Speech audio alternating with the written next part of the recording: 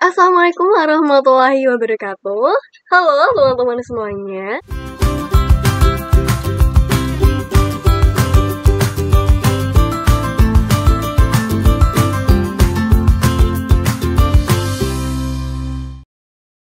Teman-teman semuanya, semoga teman-teman semua sehat selalu ya, dan lancar segala urusan kuliahnya dan ibadahnya di bulan Ramadan kali ini.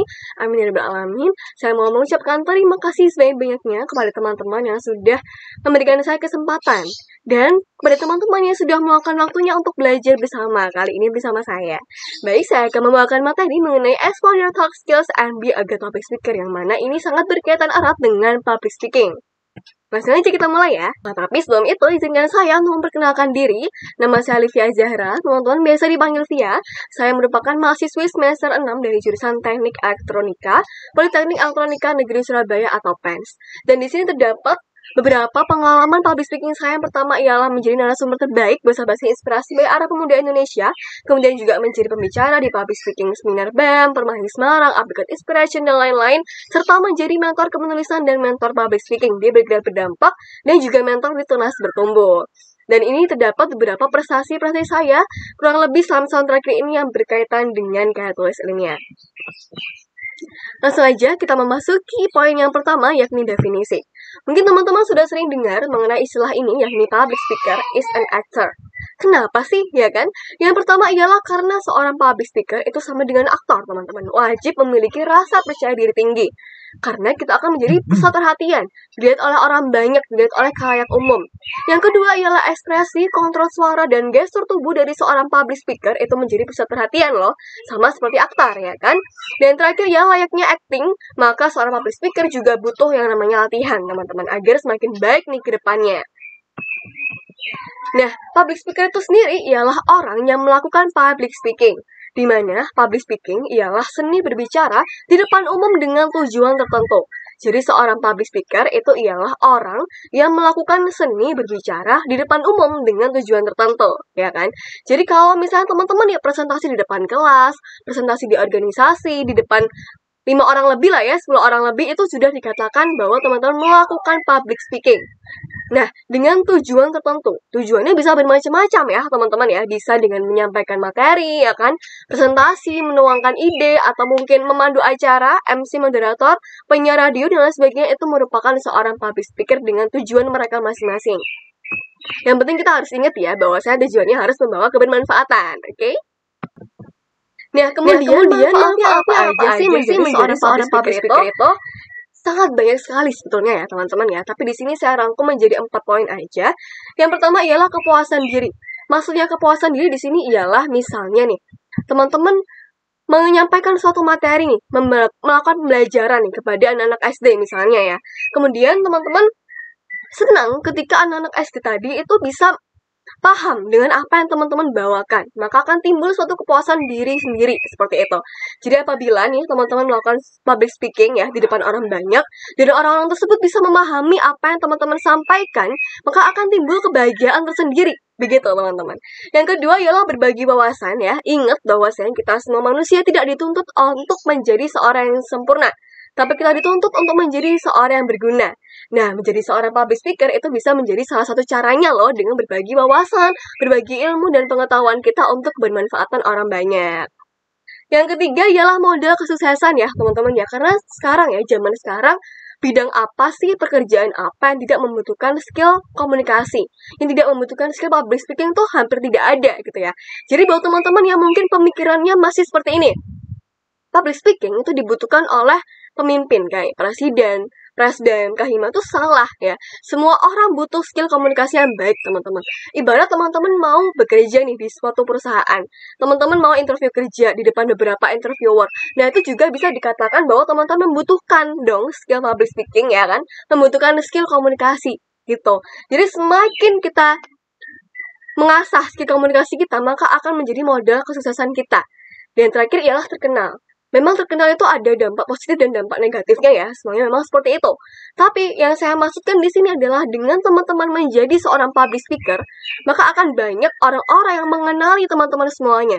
Dan ketika teman-teman dikenal, maka akan banyak peluang juga yang akan teman-teman dapatkan. Misalnya nih ya, waktu dulu saya sering banget aktif menjadi seorang MC, teman-teman. Sejak SMP sampai dengan perkuliahan. Nah, kemudian akhirnya dikenal tuh oleh teman-teman saya, kakak tingkat dan adik tingkat. Dan setelah itu ketika di perkuliahan, saya akhirnya diajakin tuh untuk ikut organisasi, diajakin ikut lomba, dan lain sebagainya. Jadi semakin menciptakan banyak peluang ketika teman-teman semua dikenal oleh teman-teman semuanya, seperti itu. Dan teman-teman juga harus ingat bahwa saya sukses itu 1% bakat dan 99% adalah kerja keras. Sama halnya seperti ketika teman-teman ingin menguasai skill public speaking ya. Maka dari itu 1% aja nih bakatnya dan 99% adalah kerja keras yang wajib teman-teman asah selama teman-teman hidup seperti itu. Jadi tidak ada ceritanya nih seorang bayi lahir langsung bisa tuh yang namanya skill komunikasi. Pasti juga dibentuk dulu nih oleh lingkungan sekitarnya, dibentuk oleh keluarganya, dilatih dan lain sebagainya. Maka butuh yang namanya 99% kerja keras untuk bisa menguasai skill ini. Masuk saya pribadi ya teman-teman ya, saya juga masih belajar seperti itu. Jadi disclaimer, bahwasanya di sini saya bukan yang paling benar atau yang paling sempurna, tidak ya. Saya juga ada salah dan kurangnya, jadi saya mohon maaf nih di awal ya. Next. Selanjutnya ialah metode dan juga media, teman-teman. Nah, jadi metode yang biasa dilakukan oleh seorang public speaker ya, yang biasa dilakukan di TV-TV atau mungkin di acara-acara tertentu, ada beberapa hal. Yang pertama ialah ad libitum atau improvisasi, teman-teman. Di sini biasanya mendadak dan biasanya selalu tanpa naskah ya, teman-teman ya. Yang kedua ialah manuskrip atau membaca, seperti layaknya pembaca berita, jadi ada teksnya. Yang ketiga ialah monitor atau penghafal. Dan yang terakhir ialah using note atau menggunakan catatan kecil, bisa menggunakan pointer atau mungkin PowerPoint seperti itu. Lalu yang paling efektif yang mana? Tidak ada aturan khusus ya teman-teman ya, yang paling efektif yang mana. Yang pentingnya teman-teman bisa pembicaraannya itu terkendali sesuai sistematika materi. Maksudnya gimana? Maksudnya ialah runtut teman-teman, dari mulai hal-hal yang paling umum sampai ke yang paling mengerucut, yang paling detail seperti itu. Kemudian juga kalau misalnya nih teman-teman membahas mengenai definisi, ya udah kita bahas definisi terlebih dahulu aja gitu. Jangan lari-lari ke pembahasan yang mana-mana gitu loh. Jadi itulah yang dinamakan pembicaraan terkendali. Kemudian yang kedua ialah bebas berimprovisasi, itu akan jadi lebih natural ya, akan menjadi lebih leluasa kitanya, menjadi lebih luas, tidak kaku. Jadi meskipun teman-teman sudah menyiapkan teks atau naskah, tapi alangkah baiknya teman-teman menguasai terlebih dahulu isi teksnya, supaya apa? Supaya teman-teman bisa berimprovisasi sesuai dengan kepribadian teman-teman semuanya. Kemudian yang ketiga ialah menjaga kontak mata. Kalau misalnya kegiatannya offline tuh penting banget untuk menjaga kontak mata. Supaya apa? Supaya meyakinkan audiens, supaya ada chemistry antara pembicara dan juga audiens, seperti itu. Dan yang terakhir ialah komunikatif ya. Alangkah baiknya kita mengajak nih audiens kita untuk berinteraksi.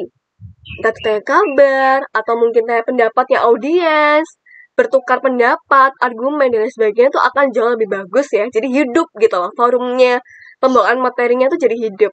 Kalau saat ini kan memang belum bisa ya, karena kita via video gitu, bukan via meeting gitu ya. Kalau misalnya meeting atau mungkin offline tuh jauh lebih baik kita sebagai pembicara itu mengajak interaksi kepada audiens. Kemudian untuk media menunjang itu bebas juga ya, tergantung teman-teman semuanya kira-kira membutuhkan yang mana. Ada berupa PowerPoint, teks atau naskah, video, gambar, grafis, dan lain sebagainya itu bebas. Yang penting ialah sesuai dengan topik yang kita bawakan mengenai media-media menunjang ini. Seperti itu. Poin yang selanjutnya ialah teknik dasar public speaking. Yang mana teknik dasar public speaking ini banyak banget ditemuin ya teman-teman ya. Namun di sini saya rangkum menjadi 7 teknik dasar. Yang pertama ialah mengatasi rasa gugup atau grogi dalam public speaking. Nah, caranya ialah dengan kita buang segala pikiran negatif yang ada dalam pikiran kita.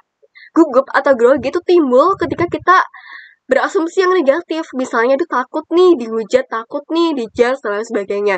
Nah, hal tersebut yang wajib kita hilangkan. Kita ubah menjadi mindset yang positif. Seperti, oke, ini adalah kesempatanku yang terakhir misalnya nih.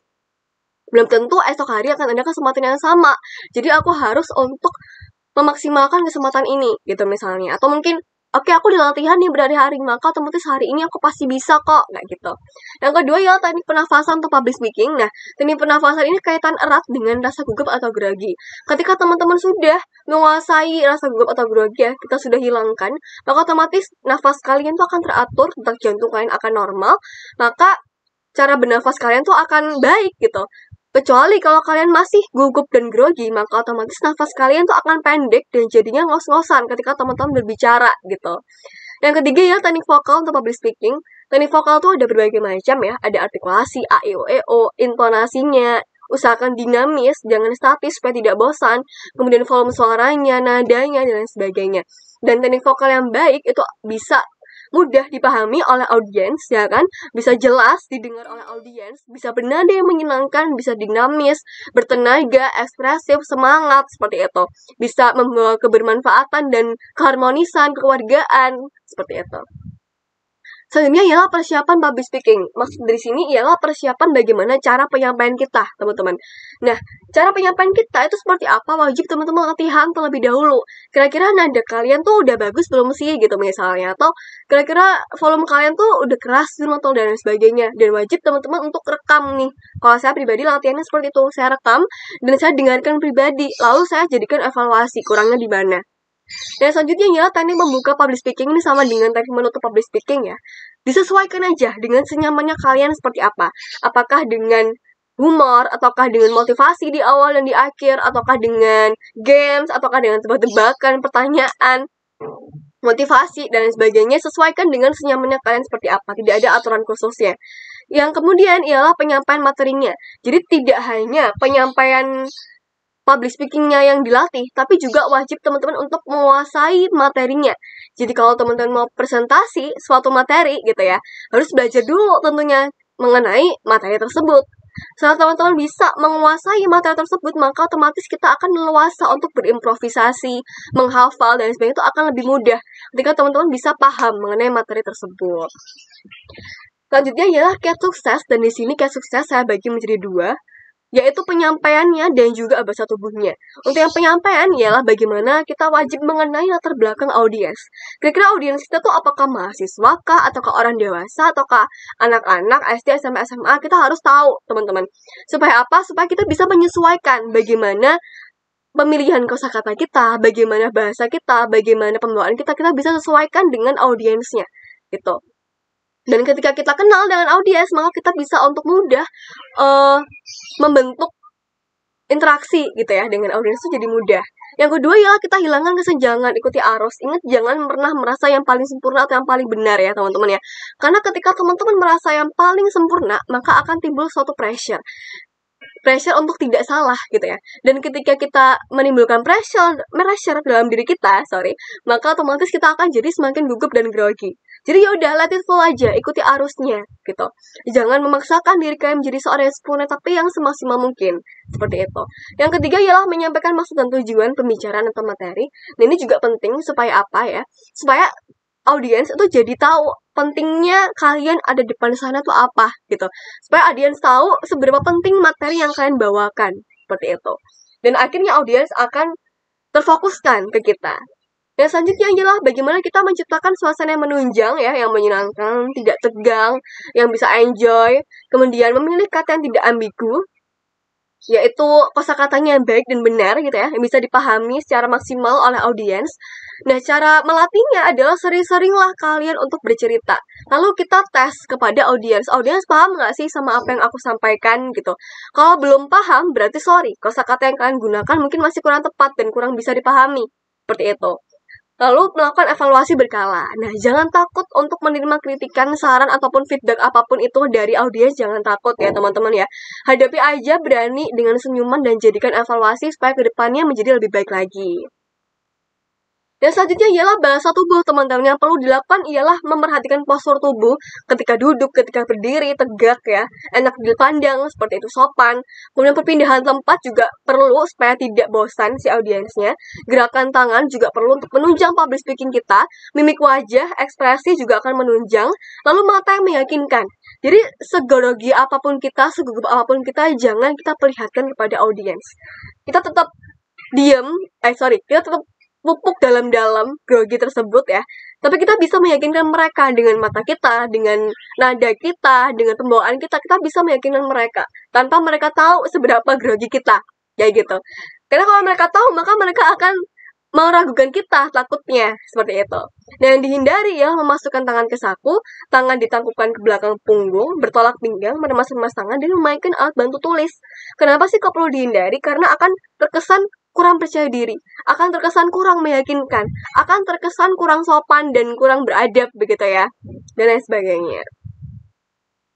Nah, lalu apa aja sih tipe-tipe audiens? Yang pertama ialah the sheep, si yang paling fokus biasanya identik diam, tapi dia mendengarkan dan memerhatikan kita. Lalu the hotshot, si yang paling percaya diri dan aktif, jadi sering untuk menanggapi kita gitu ya, berargumen, menjawab pertanyaan, bertanya. Lalu the clown, si yang paling suka berinteraksi, bisa berinteraksi dengan kita atau audiens yang lain, dan itu it's okay juga. The sniper, si yang suka mengkritis dan ngetes narasumber. Lalu the unwanted panelist, yang suka menonjolkan diri dan jadi pusat perhatian. Jadi sering untuk membicarakan dirinya sendiri gitu ketika ngobrol misalnya. Nah, beberapa tipe audiens di sini itu wajib banget untuk kita apa? Untuk kita hargai, untuk kita hormati. Apapun yang mereka lakukan kepada kita harus ingat bahwasanya mereka tuh sudah meluangkan waktu dan pikirannya untuk kita. Maka kita juga harus menjadi pendengar yang baik dong untuk mereka. Kita berikan mereka waktu, kita berikan mereka kesempatan, kita berikan mereka tanggapan yang mereka rasa benar, ya udah kita bilang aja ke mereka it's okay gitu. Jangan semata-mata kita menghakimi mereka, ngejudge mereka, jangan gitu, ya kan? Wajib untuk saling menghargai dan menghormati satu sama lain tentunya. Yang terakhir ialah feedback, teman-teman. Feedback itu tidak melulu berupa pembicaraan dari audiens, tapi feedback itu juga bisa berupa perilaku. Ibarat feedback ini merupakan tanggapan atau respon yang diberikan oleh audiens kepada speaker. Dan di sini saya bagi dua respon atau tanggapan yang sering ditemuin. Yang pertama ialah mengantuk, bermain HP, mengobrol, dan tidak ada antusias atau bosan. Dengan ciri-ciri yakni ketika diajak berinteraksi tidak ada audiens yang menanggapi, ekspresi terlihat lelah, mata berbinar, dan asik sendiri. Nah, cara mengatasinya ialah kita harus coba untuk mencairkan suasana. Jadi, mencairkan suasana tidak melulu tugasnya MC ya, teman-teman ya. Kita bisa bantu MC untuk mencairkan suasana. Dengan misalnya, kita beri mereka tebak-tebakan, kita pancing semangat mereka dengan adanya hadiah, kita pancing semangat mereka dengan adanya motivasi, kemudian mengajak games atau ice breaking kalau mempunyai waktu yang lama. Kemudian kita panggil nama audiensnya misalnya, si Alivia gitu. Gimana sih tanggapan kamu mengenai bla bla bla bla gitu misalnya. Nah, hal tersebut ketika kita panggil nama audiens, maka audiens akan menjadi terfokuskan kepada kita, akan terbangun seperti itu. Dan feedback yang kedua ialah aktif, semangat, dan antusias dengan ciri-ciri atau selalu merasa perlu bicara, aktif menjawab dan bertanya. Nah, cara mengatasinya ialah selalu beri audiens waktu dan kesempatan, teman-teman. Lalu hargailah segala pertanyaan dan pendapat audiens. Kita usahakan untuk mengucapkan terima kasih.